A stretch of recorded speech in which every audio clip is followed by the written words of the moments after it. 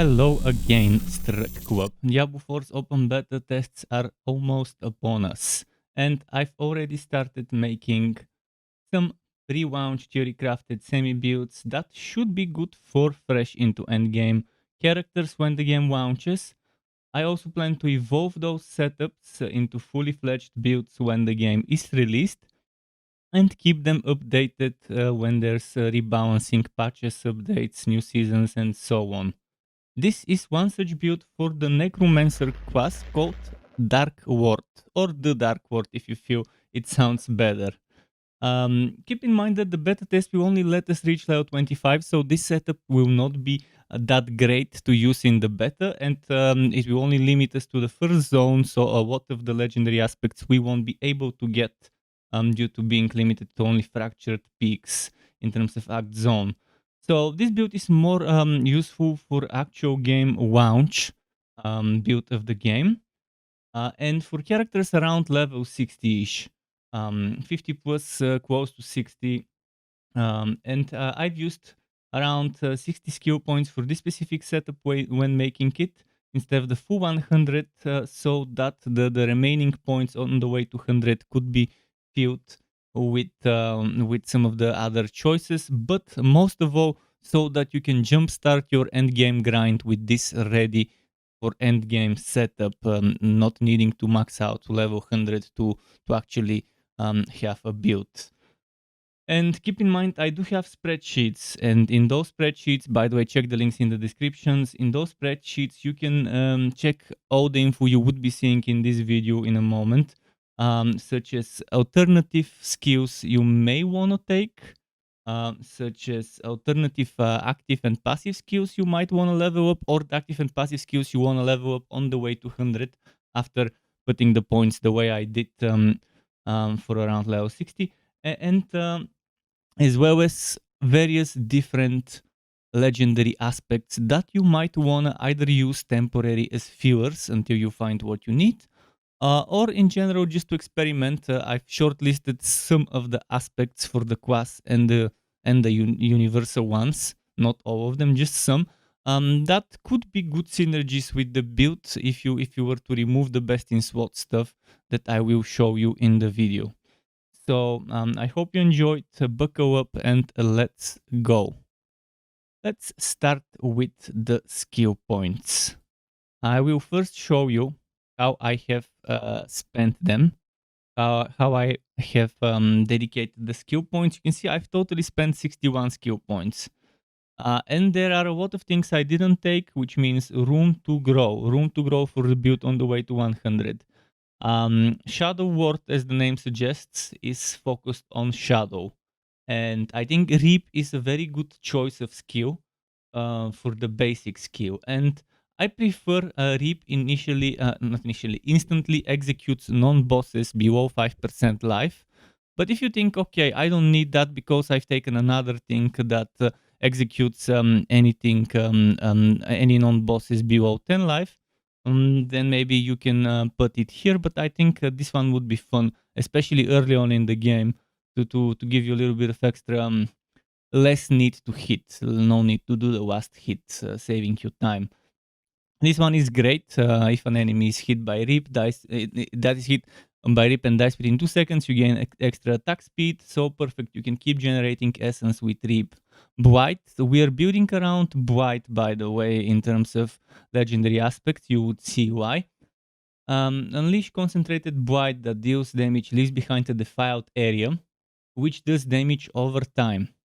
But it doesn't do it as a damage over time on the enemy. It just keeps doing damage as a hazard on the ground. Now this also slows, and I took the bonus that 10% multiplicative chance to stun for 2 seconds each time it deals damage, which stunning would be important for us to get extra damage to stun in the shape of aspects. This one's not bad because we do have minions, but this is not unlike my previous build, the Reaping Army. This one is only using Shadow Mages and sacrificing the other minions. So I'd rather take this. Living as energy. You don't need to put it unless you really need that extra essence. I'm not sure how much 3 essence is and whether it's 3 essence per point or 3 essence when maxed out. There's a lot of information missing online regarding all the skills, so I can't wait to play the game to actually fill in the blanks. Okay, imperfectly balanced is good eventually if you want it, but you need to invest those 3 points. So those 3 points you can remove if you feel 3 essence or whatever essence you can get from those 3 points is not needed, and that's gonna be 3 points saved. But let's just keep them for now. Reconstitution, I think it's nice. I think it's good. You do need corpses for the next thing, corpse explosion. Release a vile miasma from a corpse dealing shadow damage over X seconds. And this might actually again be a hazard. Dealing the damage over X seconds on the hazard rather than applying the debuff damage over time on the enemy. But yeah, it detonates the corpse and it does the damage. This increases the radius, and this deals multiplicative increased damage to enemies that are slowed, stunned, or vulnerable. And we will be slowing enemies with this. We will be applying vulnerable in various ways. We will be stunning enemies with this. So good synergy. Alternatively, you can do that for extra mini explosions, but I'd rather take this. Instead of exploding this one releases Val Miasma, dealing extra damage over X seconds. And again, I'm not sure whether this one here, they just wrote it over there and left it. I checked multiple places and they all say the same thing. So I'm not sure if this one refers to that one. Maybe this one is the new explosion. This one here. In any case, I think I prefer this one to make it sure that it's exploding. And the Vile Miasma probably doesn't work here. This might be some sort of a mistake on the places from where I've been looking at information. I've been cross-checking with multiple places. They all say this and that. But my guess is this is the default behavior, and this behavior you only get it if you put points here. But I'll keep it that way just in case I'm wrong. Grim Harvest, good, but not needed unless you really are struggling with the essence. Fueled by Death, I mean, it is a good one, maybe for later when you start putting points after the points I've put. This one I left it in case your minions are dying a lot. And then maybe adding some fortify for your minions could help them survive longer. Now I'm using two curses. Which means not using a summoning skill. I have added Corpse Tendrils in case you want Corpse Tendrils. And this is the one I suggest taking if you do take Corpse Tendrils. But why am I using two curses? Well, there is the fast blood aspect, which reduces... I'm gonna try and show you quickly what it does. The fast blood aspect. So you know why but no, not fast, but where was it? I'll show you in a moment. So Abhorrent Decrepify. Abhorrent Decrepify is the one that I'm using. Well, effectively, they have chance to reduce your active skill cooldowns, and active skill cooldowns do synergize well with the fast bot aspect. Whereas this one works very well. Those two curses work very well with that one. So you deal increased shadow damage to enemies afflicted by Decrepify and Iron Maiden. And the way it's worded, it makes it sound as if you need to have both curses at the same time on the enemy. And just in case, I've taken both curses.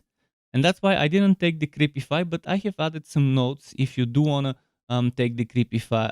If you do want to take Corpse Tendrils, which one maybe you might want to remove Iron Maiden or the Creepify. So remove one of the two and you'll be fine. But I like Iron Maiden with the healing, with the enhanced version, the Creepify, with the abhorrent version that has a chance to reduce our cooldowns. And it also synergizes with Fastbot to further keep the ultimate cooldown down.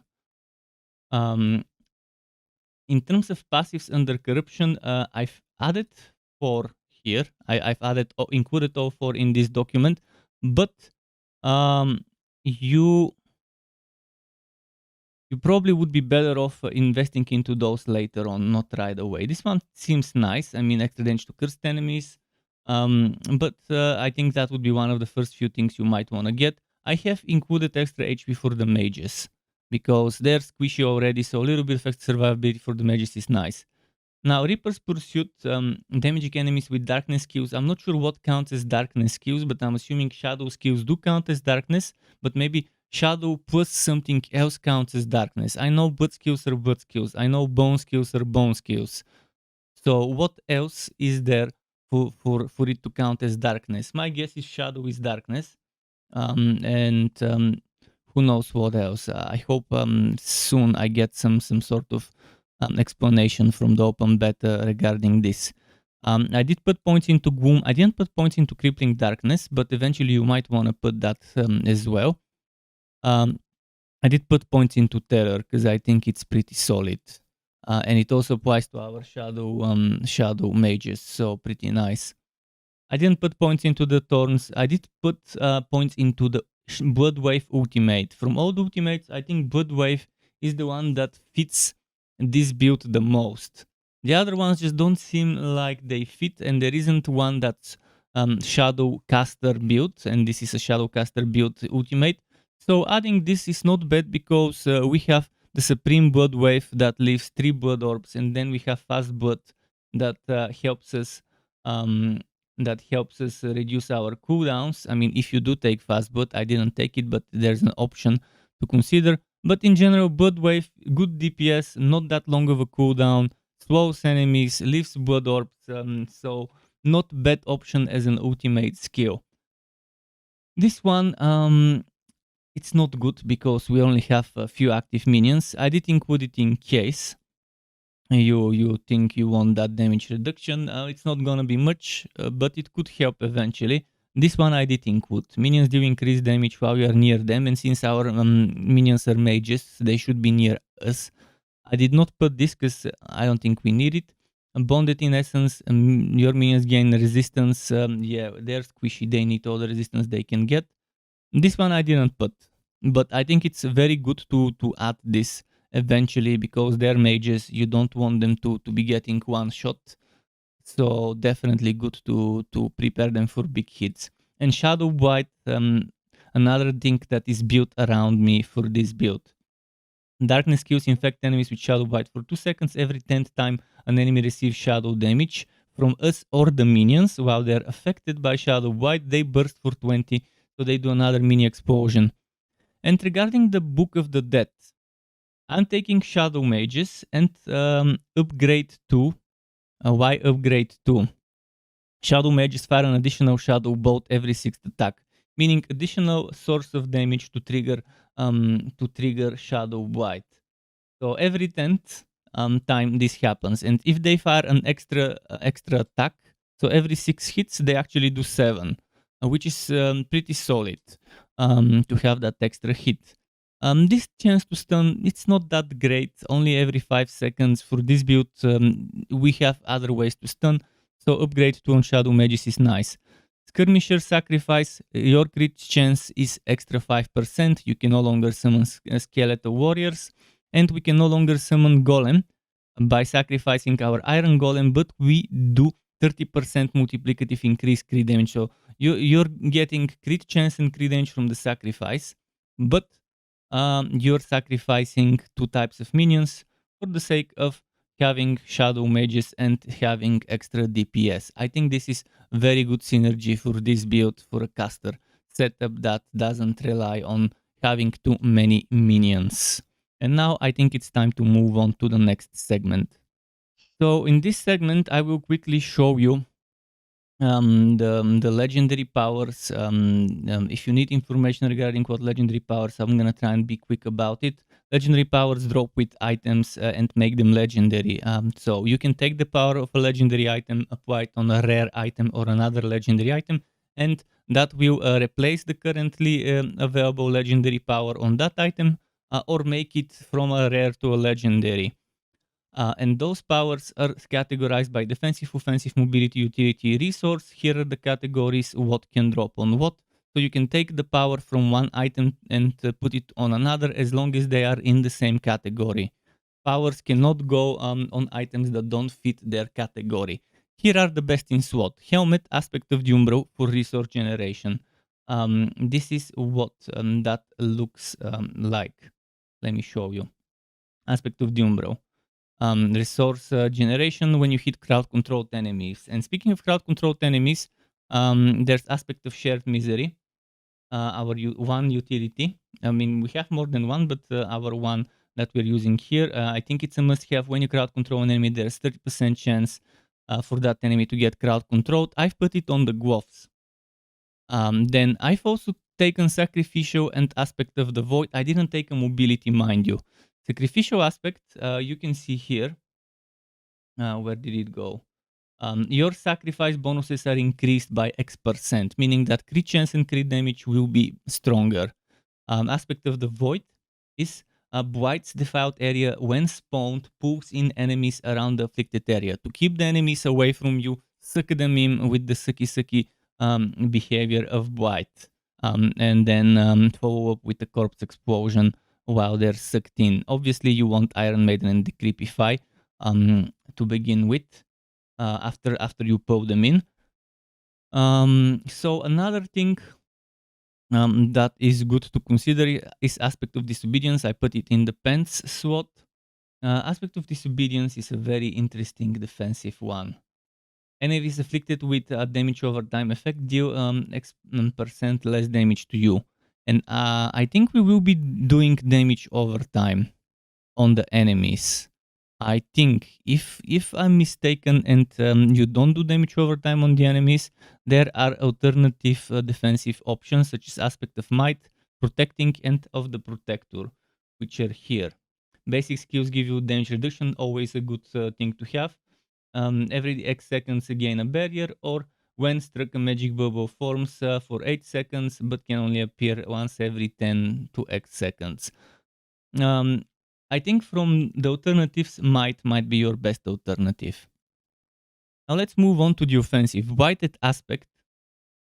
Blighted aspect I have put on the amulet, which means 50% extra efficiency. The Shadow Blight passive deals increased damage against sword or chilled enemies. We are not doing chilled, but we will be doing plenty of swallowing. And it increases the damage against stunned enemies instead, and we will be stunning enemies plenty. Now, what else do we have?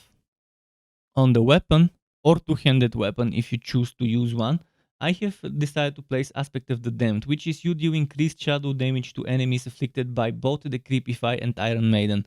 And as I said, the wording makes it seem like you need both curses in the build, and you need both curses on the enemy at the same time for this to happen, and this will be a great source of damage.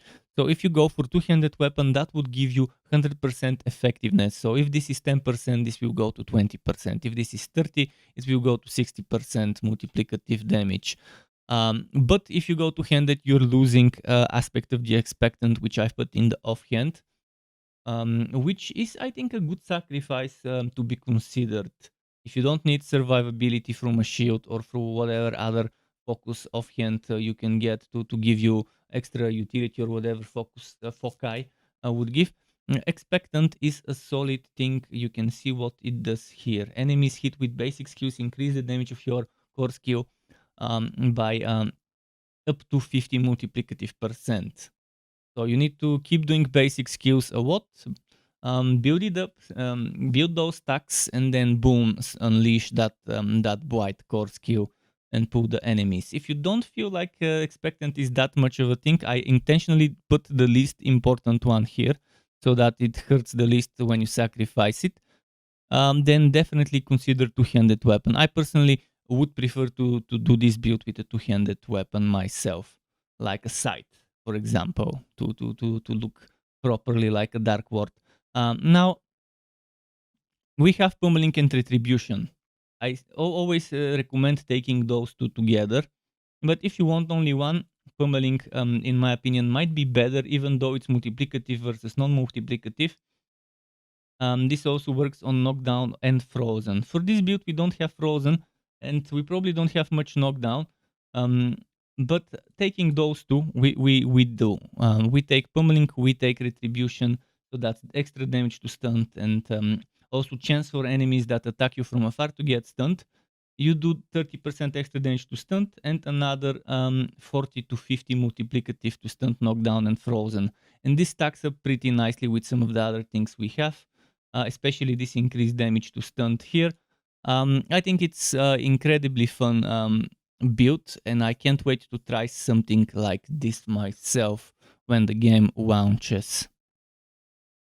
To get notified when I upload more content like this one or other builds and guides for Wooter and not so Wooter games, you can subscribe to my channel and hit that bell button to not miss out on notifications. As well as keep in mind there's something called memberships on YouTube, which lets you be a paying member for my channel to get access to perks such as emotes and badges made by me, as well as the option to get one-on-one tutoring for the very basics of Adobe Photoshop, Premiere and After Effects. And memberships can be cancelled at any time if you no longer wanna be a member. Thanks for watching all the way until the end. Struck up, keep it cool until next time, and goodbye.